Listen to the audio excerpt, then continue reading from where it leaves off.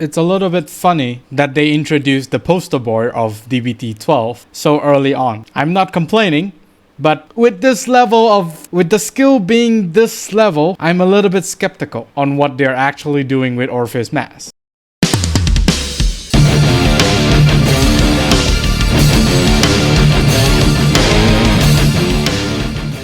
This video is sponsored by Phoenix Pharos Cards. If you need supplies of singles or splits for Cardfight Vanguard, especially the ones in the video, do check out Phoenix Pharos Cards today, and as a bonus, use the promo code MetaNerd to get an amazing 5% discount. And with that being said, let's get on with the video. Greetings YouTube, welcome back to the MetaNerd channel. I'm Marcus, bringing you another video for Cardfight Vanguard Willdress. In this video, we'll be talking about the newly revealed Orfist Masque that is somewhat underwhelming, I would say, as compared to Orfist Regis in a sense. This, I think, is probably going to be the strangest mass unit that ever graced Cardfight Vanguard Willdress, but I guess this is what they're going with, so we're just gonna work with what we are getting. It's not that he's bad, he's just a little bit weird and doesn't really gel well with the rest of the support. Without further ado, let's take a look at what Orfist Masque is doing, as well as break him down for more insights, as well as, you know, basically just propose ideas on how to build a deck around him. So of course, Cardinal Morse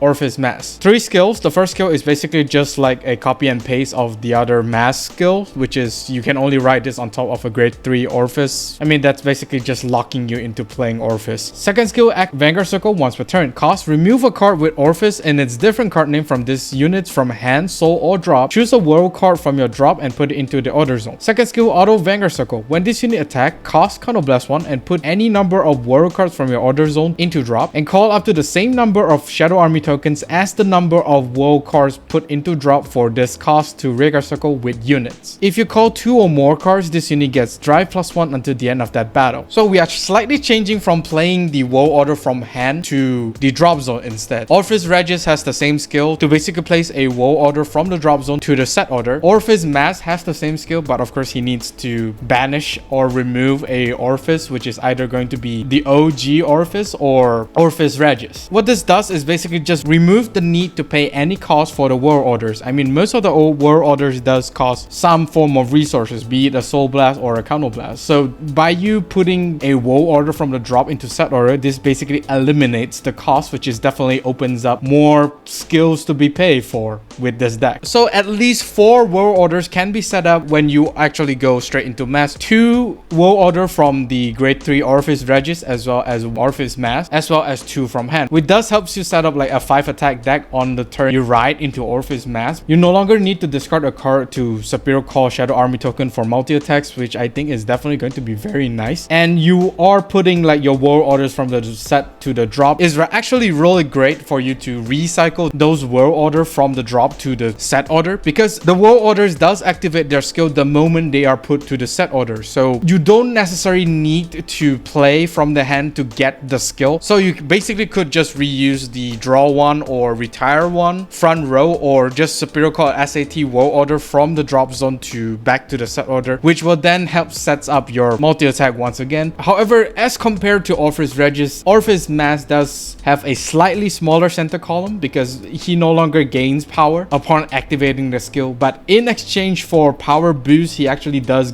gets a triple drive, which sometimes could be good and sometimes could be bad, I would say. But still, you don't really minus your hand, but you +1 from using the skill. The downside to this card is that you are basically on a timer if you're not able to keep putting your world order to the order zone, because you will need at least 2 world orders to basically have like a 5 attack column, as well as gain the triple drive. So the longer the game drags on, the skill will have lesser and lesser in terms of activation, because you are basically running out of world orders at that point. So you will need to kill the opponent as fast as possible, otherwise you will have a hard time keeping up the skill activation. One more thing I didn't notice is that Orfist Masque need to call SATs on top of Vanguards that has a unit on it, which means you will basically need to make sure that you have units on your front row before you even activate the skill, which sometimes could be bad, I would say. Especially going up against board control decks, yeah, your hand will minus quite a bit. I don't think it will be a problem if you are able to keep on putting world orders from the drop zone to the order zone. Is this a worthy upgrade to Orfist Regis? I personally don't think so, because Orfist Regis this point is a really good boss unit. But with this mass form introduced inside the deck, it actually makes the deck a little bit clunky, because not only do you need to play Orfist Masque, you will need to play like multiple copies of Orfist Regis. If you don't run more copies of Orfist Regis, it means that the second skill of Orfist Masque is just once per game. There's going to be some challenges in terms of deck building, and not to mention you do need to play the mass order as well, on top of needing to play like your world orders. Yeah, you are gonna have a hard time building this deck, I would say. It's either you are sacrificing your utility stuff or you are sacrificing your sustainability, I would say. So it's going to be a challenge, but I think it is a very good challenge, to be perfectly honest. Next, we have Cardinal Principal Opart. Although when this unit is placed on the Rigor Circle, if you have a Vanguard with Orfist in its card name, cost Counterblast 1, search your deck for up to 1 world order, discard it, and shuffle the deck. Second skill, although when this unit is retired from Rigor Circle, if your Vanguard is Cardinal Morse Orfist Masque, you may call a Shadow Army token to Rigor Circle. So it's basically tech out your world orders from the deck into the drop zone for you to then set up with Orfist Regis. I mean, most likely you will just place that world order to the order zone by using Orfist Masque, because you can only activate Opart skill when you ride into Orfist, and then, you know, the only other skills that basically set a world order from the drop zone to the order zone is basically Orfist Masque at that point. It does help you filter out and thus gives you the choice of what world order do you want to set up in the order zone, which I think is very nice. You should definitely want to plan ahead to get the maximum skill usage. Depending on what world order you can get from your deck, you are actually able to combo it with Polar Cis Dragon as well as Grinder, because these two cards are basically the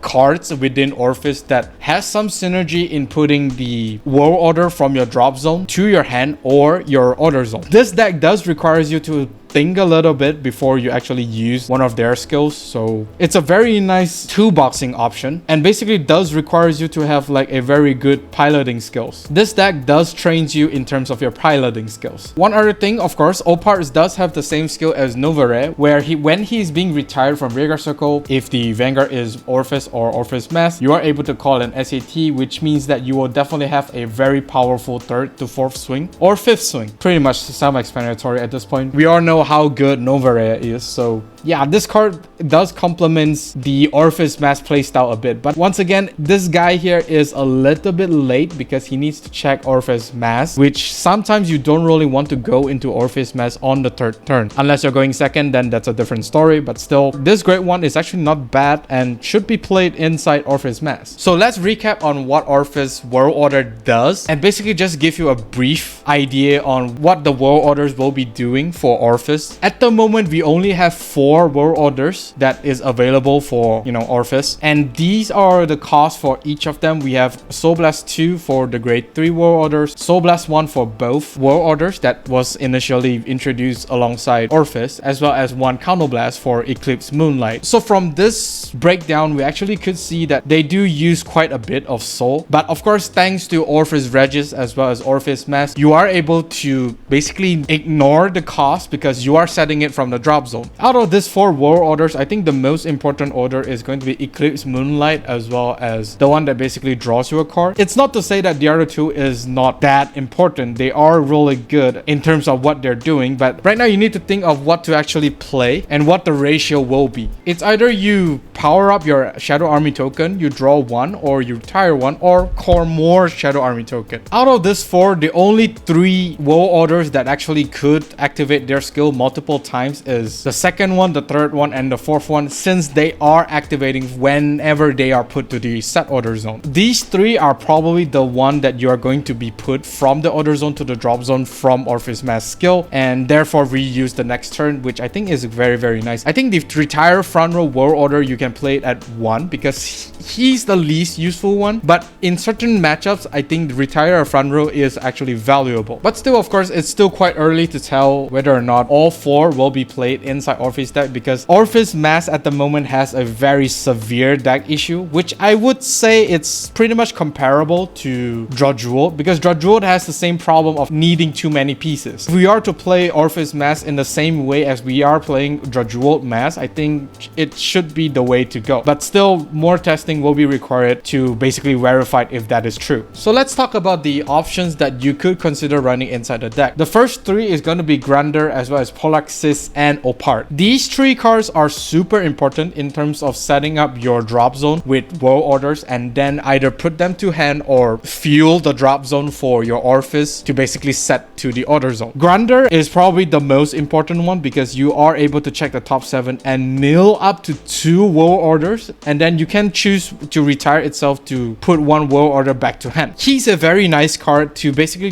helps you fish out for more world orders and put to hand, which you could then activate the next turn and not waiting for your limited use in terms of, you know, set up your world orders. Polar Cis Dragon, that's a very difficult name to pronounce. He's basically just there to help you draw even more when he's being retired or discarded. But since you do not really discard in this deck, except when you are stuck in Orfist Regis, then yeah, it's a big problem. Oparts, like I said, is very nice and should be considered to run if you are, of course, playing Orfist Masque. The next card that we have that could be run inside this deck is going to be Nouveret. Nouveret has the same function as Oparts, but Nouveret functions more as an attacker than utility. So he's not as important as the first 3 cards that we have currently, but he is an option to consider because he does hit for huge numbers, as well as Superior Calling a Shadow Army token when he's being retired. Very nice card to be run, but a slightly less important one as compared to the others. The last 2 great ones are going to be these 2 great ones. The first one is basically there to help you with soul resources. As we've seen from the world order breakdown, Orfist does use quite a bit of soul in order to set them up, so he's more like an emergency unit. If, for example, you do use quite a bit of soul, which I don't think you will use a lot of soul unless you keep on spamming Polaxis Dragon, then you might be a little bit soul hungry. But I don't think he's going to be as important as the first 3, because the first 3 is definitely going to be a stapler. The rest are options that you could consider, but they are not really that important. Next is the Great One. This Great One is like the earlier support of Orfist that allows a Shadow Army token column to hit for stupidly high numbers. She is technically 1-for-1 exchange because she does need to retire a whole column alongside the Shadow Army token to draw 1, but you would need to call her out anyway. So she does gives value in terms of, you know, getting back that 1 card as opposed to waiting for your opponent to retire your stuff. So yeah, she's decent, but I would say focus more on the utility rather than your attackers at this moment, because Orfist Masque is not really that hungry for attackers, I would say. But they are really good options and should be considered if you have the space, that is. Last but not least are the Dragontree Masques as well as Orfist orders. I mean, for sure you will definitely want to run the mass order, but the quantity is the question here. Do you want to run only 2 or do you want to run 4 of the order cards? So this is because you will be running a lot of world orders already. So adding the mass order on top of that many world order is gonna hurt the deck a little bit. But due to how many pieces that is required to run inside a Dragontree Orfist Masque deck, I would say we should consider like playing it like a Dragontree, where you run 4 copies of Mass of Hydragrum, the mass order. The grade 2 Dragontree is basically just the same as the other nation. They are there to just basically search out the mass order as well as generate a Dragontree marker. So I think this card will be the last to put inside the deck if you have the space, that is. Orfist Regis is just there for the fodder as well as personal right if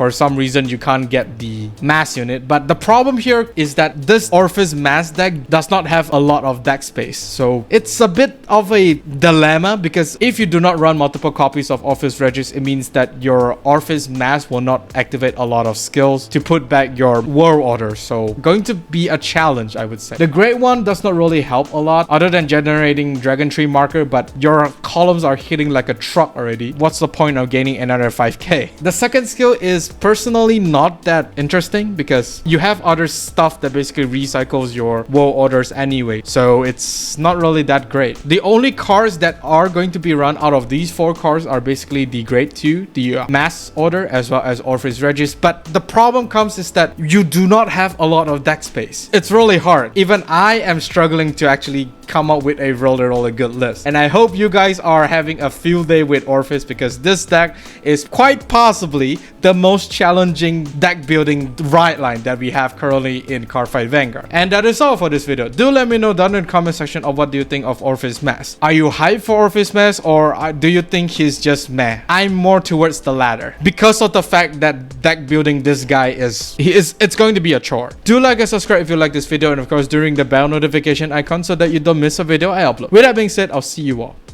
on the field. Even when you feel low, you can still go. Even when you feel slow, you can still go. Even when there's no hope, you can still go. I never answer to no, man, I still go. Go, go, go, go, go, go.